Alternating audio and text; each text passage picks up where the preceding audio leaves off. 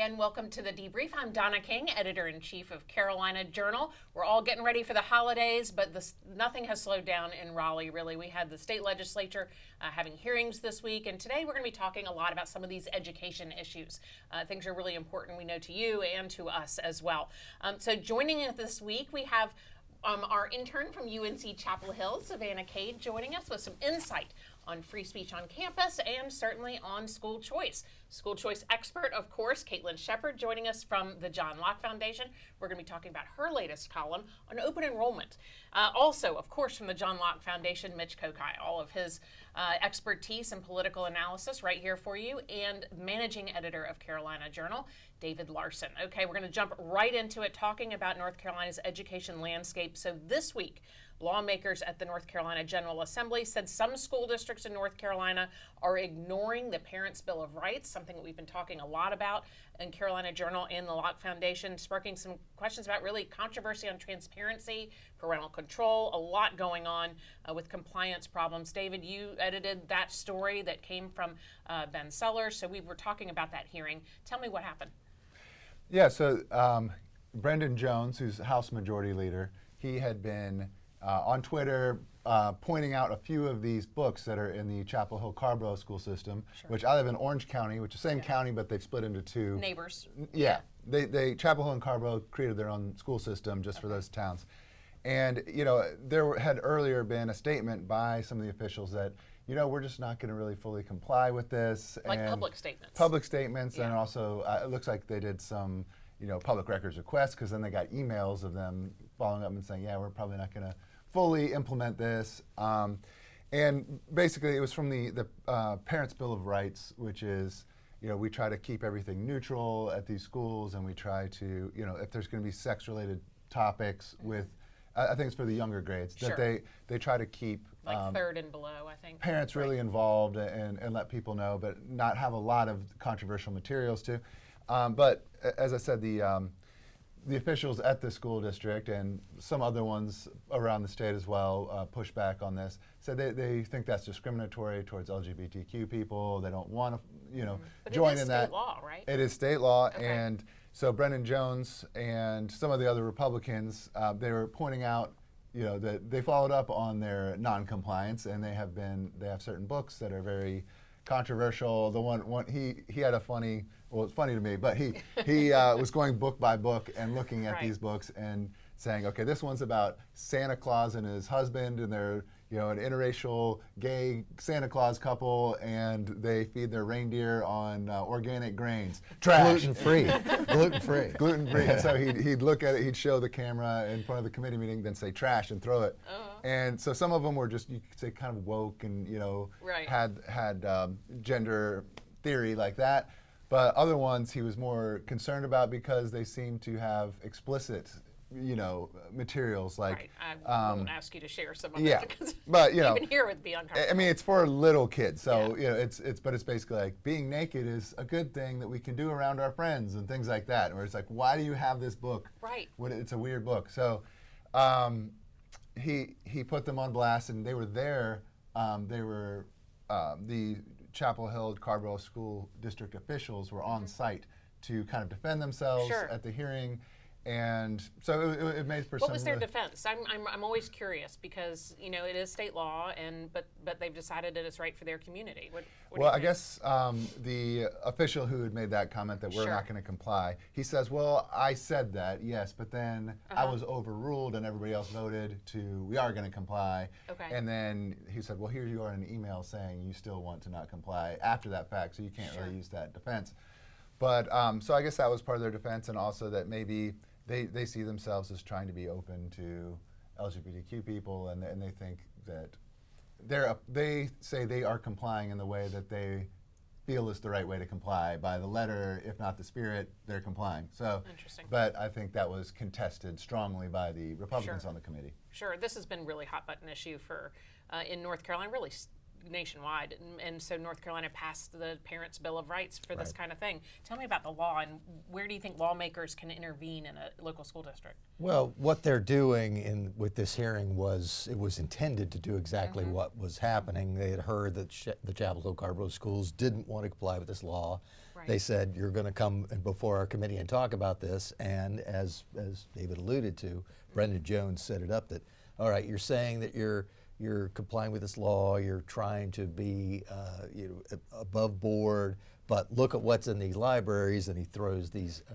books out. One of the Santa's Husband one, I saw that and thought, is this a real book? I didn't think it was real either, but it's been around since like 2015, 16. It just seems like it was completely designed to troll conservatives, because I don't know anyone who would actually want to read that book. But in terms of how the General Assembly can react, I mean, they are the school system's bankers. So to some extent, if someone doesn't follow the law, they could decide, well, you're not following the law, we're going to take some of your funding. Sure. I mean, I think there would be a problem with that going through without some sort of legal challenge, because singling out a particular school system and taking away their funding would ultimately lead to a lawsuit, and courts would get involved and say whether or not that's something that could happen. But that's certainly a threat that's out there, because ultimately all of these school systems depend for a large part of their budget on the General Assembly allocating money for them. And if the General Assembly decides, well, you're not complying with state law, so you're not going to get all the money you're supposed to get, that's certainly a major threat for them. But if they don't, does that imply to everybody else that this law doesn't have teeth? Well, I mean, I think part of the hearing was, look, if you don't follow the law, we're going to call you in and bash you too, just like we did with Chapel Hill Carborough. Interesting. You spend a lot of time with parents in the school choice movement. Do you think that there's the appetite to putting more teeth in this law, or what do you think the response has been? Well, I can certainly see why a lot of parents would be upset about the books that were highlighted during the hearing. And I think one of the issues with the law is there doesn't seem to be a lot of teeth in it. If a parent feels that there has an issue with something that their school district is doing, they're allowed to bring it to the district. They can have a hearing with the state board, I believe. But if the school district's taken to court over an issue that happens, they're basically, the remedy is they're gonna get an injunction, which is kind of like a slap on the wrist. The court says don't do this anymore. But it's worth asking whether that's enough to dissuade school districts from just openly saying that they're not going to follow that law. So Sure. Very interesting. You can go to carolinajournal.com to see more about that hearing, some video of what we saw there with Brendan Jones. I'm actually going to come right back to you, Caitlin. You have a piece up on johnlocke.org about open enrollment. Tell me what that means first, because it's something that I think folks who don't have kids in the school system don't really know. So open enrollment is basically a policy that gives families more freedom in the traditional public school system. So typically how it works is, based on where you live, your student is assigned to a local public school district. But open enrollment wants to give you more choices. If that public school doesn't work for your student for whatever reason, open enrollment would allow a family to choose a different public school for their child. And so it's really about giving them more choices within traditional public school systems. So maybe you don't want to do private, you don't want to homeschool, but you still want to pick the best school for your kids. Right. So is that policy in North Carolina, or are we trying to bring it to North Carolina, and who else is doing it? So North Carolina is kind of behind a lot of other states in that we don't have any policy on this at the state level. There are a few school districts I know of that do this kind of voluntarily within their own school district and kind of provide some options for families within their district. But as a state, we don't have it. And a lot of other states are offering this choice for families in their state. There was a study that came out earlier this year from the Reason Foundation that looked at open enrollment in every state, finding that North Carolina was dead last in terms of their policies on this. So our score was 0 out of 100, whereas other states are, scoring above us. And so kind of just highlights how North Carolina doesn't have anything on this at the state level that would kind of give more options for families. It surprises me. It's because we've been moving forward so fast in school choice that this wouldn't be a piece of it. Yeah, it definitely seems kind of to be at odds with the work that North Carolina's done to provide more options with homeschooling and charter schools and private schools. But most students in the state still are attending their traditional public school, so don't those students deserve to also have a choice among where they go to school also. Well, what are some of the barriers? Well, and one of the interesting things in Caitlin's piece was the fact that there has been at least some discussion of this. There was a bill filed in the House that would have done this. Then it was watered down to be a study bill, and even that, I guess it passed the House, but the Senate has had no interest in it at this point. Right, it's just sitting in committee. Okay, well, what are some of the barriers to open enrollment? You know, what do the opponents say? I think opponents have concerns about logistical issues of how this would all work out. People raise issues about students transferring to schools just for sports reasons, or how is the transportation going to work? You know, is the district going to have to totally revamp their bus routes for these students that want to choose a different school? So I think there are kind of logistical concerns that people worry about, but I mean, there are lots of examples from other states. Wisconsin is one that's doing a good job on this, Florida. And so, you know, there are concerns, but I think the experiences of other states show that there are ways to kind of overcome these and make it work for, give students more options, but not make it just a total havoc on the district. Interesting. Well, you're a dad. Tell me what you think. Yeah, I was going to bring it back just as an example, too, to my childhood in Northern Virginia. How it would have really helped my family, right? Because our school system was in Fairfax County, Virginia, for a while, and the schools there were not very well, you know, ranked, and so it was interesting because we, after a while there, Jeb Stewart and these other schools that my two older sisters went to, my parents were like, we're gonna end up moving basically from one side of Seven Corners, which is a crazy area, to the other side of it, probably only 2 miles away or something. But did it specifically to be part of a different school district from Falls Church, Fairfax County to Falls Church City. Right. And that made a huge difference in terms of just a little movement. But this kind of idea is that you shouldn't have to, if there's a better school 2 miles this way, you know, you shouldn't have to move as a whole family. You know, it gives people options, and it really motivates schools in these states, Arizona and Florida, and some of these states that really did this early. It was shown to have made some of the poorer performing schools. If everybody bails out of your school, you're like, what's going on here? How can we make this better? So I think, you know, it's for that. And then in my, now as a dad, you know, Orange County where I live, they have a lot of these lottery schools. And so it's a little different. I mean, we see, okay, there's 4 elementary schools, and probably the worst performing out of them, it's still a good school, but is the one that's the districted school, and then all these lottery schools are better. So it's not quite that system. So even, you know, a open enrollment might even help in terms of getting people to, you know, it more evenly would distribute these families. But getting into a lottery school truly is a lottery. Like we have 3 kids. We've been applying for lottery schools for years and never gotten it. And there is some sense that they have weighted lotteries. So on one of them we applied to, it says that it's weighted because of our diversity, equity, inclusion, based on here's what we can't, you know, determine based on. But it's the way it's phrased sounds a little bit, and also some things I hear is questionable. Yeah, certain people are probably more likely to be in the weighted area than other people, so the lottery isn't entirely random. Right. But school choice is such a critical issue for North Carolina. Savannah, you're a great example of this. Homeschooled, right? Yes. K through 12. I'm very grateful that I was a product of North Carolina's, what they do have in terms of school choice. I was homeschooled K through 12, and then my last 2 years of high school and junior and senior year, I was able to go to my local community college for free, which was even nicer, especially for my parents.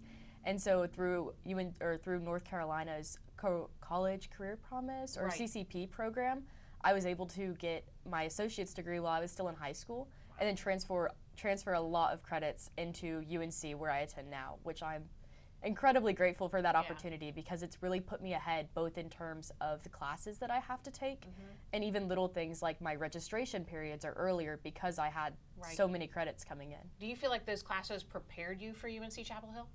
I think that they did personally. I think that it depends on how many classes you take, the rigor of classes you take, the experience that you make out of wherever you go to school, whether that's public, private, charter, community college, homeschool. You can make it more difficult, but I think it did prepare me. It was still good writing experience, reading experience. Going from homeschool to community college was valuable for me because I had to have hard deadlines and hard grading sometimes, and so I think as a whole I transferred in very smoothly, and I haven't had a lot of it. That's encouraging. I don't know. I think it was a great experience. There's so many cool opportunities here, especially with the move to online. You know, Definitely. You know, it was really hard on my family kids to move online, but you really expanded the options available. Do you think that there's a legislative appetite to take that bill that became more of a study and move forward with legislation on open enrollment? I think there is some desire to kind of take that bill and either push it forward as a study bill or restore it to its original form, where it would provide more opportunities for students. Maybe the short session? Yeah. Okay, interesting. And remember, one thing we haven't talked about open enrollment, it was alluded to, but we really haven't discussed that one of the big advantages of this is for families who don't have the resources or means to move. Right. I mean, it was nice and probably a hardship, but one they were willing to do, that your family was willing to move so you could get into better schools. Some families can't do that. Right. And if they're stuck in a district with a really bad school, that's their school. So they might now, because of opportunity scholarships or charter school, have an option that's outside of the traditional schools. But open enrollment would help the traditional district schools also serve the same purpose. That if you're and you're districted and your zip code has a school that's not that good, if you have an open enrollment, you could go to another school within that district that's better and better meets the student's needs without the family having to worry about, do we have to move so our kids will get a better education? Very interesting. All right, we're going to be watching that bill really closely, and you can stay up to date on it as the short session starts in the new year, in 2026, in the spring, I guess they're coming back. So we'll be talking more about that from K-12 to graduate programs in nursing, something that's been going on. You may have heard a little bit of chatter about the U.S. Department of Education changing what defines a professional degree. So degrees like some engineering and nursing and a few others, they've decided to reclassify those as non-professional degrees. Now it sounds like, they're dissing these career fields, but what they say they're doing instead is it puts a cap on lending. So, for example, a graduate program, you can borrow up to $200,000 for these graduate programs and professional degrees. If they're not considered professional degrees, you can only borrow up to $100,000. So, Governor Josh Stein wrote a letter to Secretary of Education Linda McMahon and said, please change nursing, that nursing should be considered a professional. You're going to eat into our labor force. There's going to be a shortage of nurses, and we have a real problem in North Carolina with healthcare and staffing. It is very interesting in this. One of the responses from McMahon is that only about 80% of nursing students end up getting a graduate degree. So tell me about where this conflict is. Do you think Stein is missing the mark a little bit? Yeah, it seems that he is. I mean, the idea is we certainly want to have as many nurses as we can get. We need more healthcare providers of all types. There's certainly a shortage in North Carolina and elsewhere. But what is the Trump administration is trying to do here is to cut back on the incentives for these colleges to raise their tuition just because they know they're going to get all this money coming in from the loans that students are taking out. And that for most nursing students, they aren't going for an advanced degree. They're trying to get the basic nursing degree so they can become a nurse. Some of them will go on to advanced degrees, but if they're going to go on to an advanced degree, the new policy would say, well, we're only going to cover about X amount of borrowing, not the much higher amount that had been allowed in the past. $200,000. And so for Governor Stein, I see where he's coming from in this notion of let's not cut back on something that helps boost our number of nurses. But if you look into the details, it looks as if it really doesn't affect that many of the people who want to become nurses. It's really only affecting people who are going for advanced degrees. And it's not saying you can't get any loans. It's just saying we're only going to cover a much smaller amount. I think up to $100,000. And that, which is still a lot of money. Sure. And it's going to give these schools an incentive to say, okay, we're not going to get this gravy train from the feds anymore. How can we pare things down so that we provide the students what they need, we get the money that we need as a program, but we're not just siphoning money from the taxpayer because we can. And increasing debt for these students. Right. I can't imagine walking away with $200,000 worth of student loan debt. And for a job that's not going to end up repaying that very quickly. I mean, if you're going to go to Harvard Law School and be guaranteed after you get out to get some huge job that's going to pay back your loans within a few years, that's fine. I'm guessing not many nurses are going to be able to step right into a job that's going to help them pay off this huge debt within a matter of a few years. I mean, that may be something they're carrying for a decade or decades. Sure. Savannah, anecdotally, certainly I know you're not a nursing student, but you run into a lot of nursing students at Chapel Hill. Do you think that there is a tendency for them to go straight into graduate programs, those kind of things? I don't. Okay. From all of the I have friends that are nursing students, and I've talked to a lot of people who are nursing students at UNC Chapel Hill and other schools. Like Campbell has a pretty popular nursing program as far as I know. Sure. And none of the students, I've never heard of a student wanting to go to a graduate program afterwards. Okay. Most people that I know that are nursing students want to get their undergraduate degree, get whatever certifications or training they might need, and go straight into the career force. Right. And start working at a hospital as soon as they can. They don't want to go to a graduate program and do more schooling when they don't necessarily need to get the position or the profession that they want to do. Right, and thankfully they are going into work. We really need them, especially as we get more and more retayees coming here. What do you think? Yeah, and in the article it said, I think Secretary McMahon said that this would not affect 95% plus 95, of the workforce in nursing, because they would go on to just go to the workforce and not, maybe there's a particular kind of advanced nursing degree. But maybe one way that at least John Locke Foundation thinks that would help nurses maybe make more money if they're if they are taking on these big debts, as Mitch says, maybe they're not getting the type of income immediately, but part of that could be the SAVE Act has trying to get it to where maybe they make more of their income, because of not as many requirements for supervision that's unnecessary. Okay. So these advanced practice nurses don't get to practice at their full practice authority, at their full training. There's nurse anesthetists, there's nurse practitioners, and there's one other I think that gets talked about. But there's a few of these advanced practice nurses that there has to be a doctor that oversees them, and it can take a bit of their income that they have to pay some doctor to sign off. To sign off, and sometimes you'll see advertisements. Apparently, they call this passive income. Like, be a doctor and oversee this nurse practitioner's practice, and they might live in a different state, or they live far away at least, and can just sign off on the papers when this nurse practitioner knows very well in their authority how to do this, and they could save time and money and make more. So there are other policy levers at Stein's disposal. He could endorse passing that for the legislature. What else are your thoughts? Sure. I mean, if the idea is that you want to make sure that these folks who go on and get the higher degree do so, then make sure that they are able to practice to the full extent of their training, which is what the SAVE Act was all about. Is that it really is sort of a scam that these nurses have had to have a doctor sign off on their work when they're not actually doing anything with the doctor. The doctor just signs a piece of paper. And sometimes it's like once a year or once a month. They're coming in to just review documents. Right. These are nurses who, because they have gone through extra training, are able to do many more things than a standard RN could do. But because of other roadblocks within the state's healthcare system, the state's regulations, they haven't been able to practice to the full extent. And as David was suggesting, perhaps if we roll back that regulation, they would be able to take on some responsibilities and make some more money that would help them pay down the debt.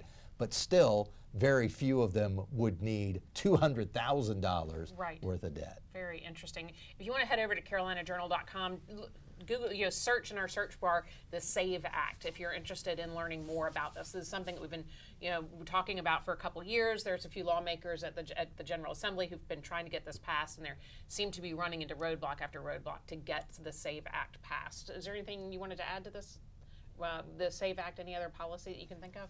I mean, I was thinking about my experience when I was in school. When I was a student, some of your fees went towards the, the nurse, and it was a nurse practitioner, and she was able to write prescriptions and do a lot of things. And I'm sure that was good for the college to be able to employ somebody like that. It was good for me to be able to see someone like that. It was convenient. It was she was able to help me with what I needed, and so I just think that was a good experience. That is, and yeah, that's an important point, is to say these students are getting access to good medical care too in our university system.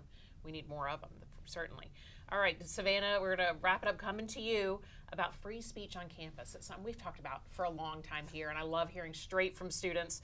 You have a fantastic column on carolinajournal.com talking about free speech on campus as a collective responsibility, not just for students. Tell me more about that. Absolutely. I think because free speech involves on campuses and involves the students, but that collective responsibility also falls on professors regulating or encouraging, fostering discussion in their classrooms. It falls on universities and the policies and the environment that they create at their institutions. It falls on parents as they're raising their children. I think honestly, because we're a democracy, having free speech and raising a next generation that's going to be successful leaders, it's very collective. Sure. What are you seeing on UNC's campus? Because for a long time, there was kind of, I feel like the pendulum is starting to swing back and welcome more diverse viewpoints, but that's just what I'm seeing. What do you think? I think in some ways, yes. I think in other ways, no. The Foundation for Individual Rights and Free Expression FIRE, right. They do a regular study on surveying students on what they're seeing on their college campuses, both in North Carolina, at individual schools, and nationwide. Right. And based on what they reported in their survey, generally students are not comfortable expressing what they believe, whether that's in classrooms, to professors, to other students. Right. At the University of North Carolina at Chapel Hill, 54% of students did not feel comfortable or regularly censored themselves at least once or twice a month. Interesting. 5% did on the weekly and on the daily. And I think I definitely see that in my classrooms from my friends' perspectives, people I talk to, especially when the things that you believe can be tied up in your grades in political science classes and philosophy classes. When you can write about something and your viewpoint can be perceived as right and wrong, or and regardless of whether it is factually right or wrong, just if it's politically right or wrong, and you can come under consequence for that in your grades.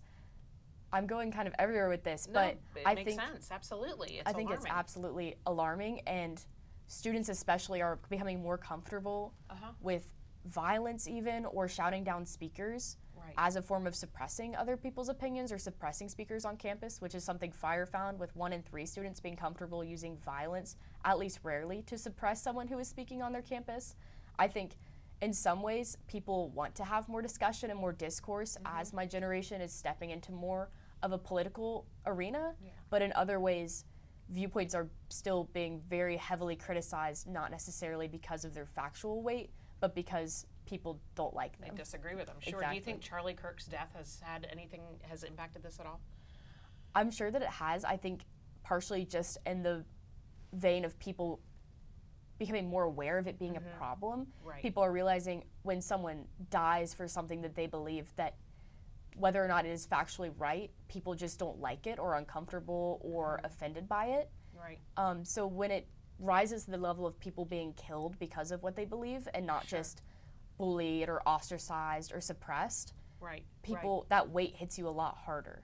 And I think that makes people a lot more aware of the problem that's happening specifically on college campuses, of people being uncomfortable and unable even to have a discussion about things that are political, which is something I think we need to have as a democracy, where we're all voting and all having these conversations. And my generation is stepping up next to be in these high profile roles, and when we can't talk, we can't solve any problems. That's exactly right. Well, thank you so much for joining us on the Debrief, and make sure you check out carolinajournal.com for Savannah's story and all the analysis on the stories that we've talked about today, and of course johnlocke.org. Have a great week.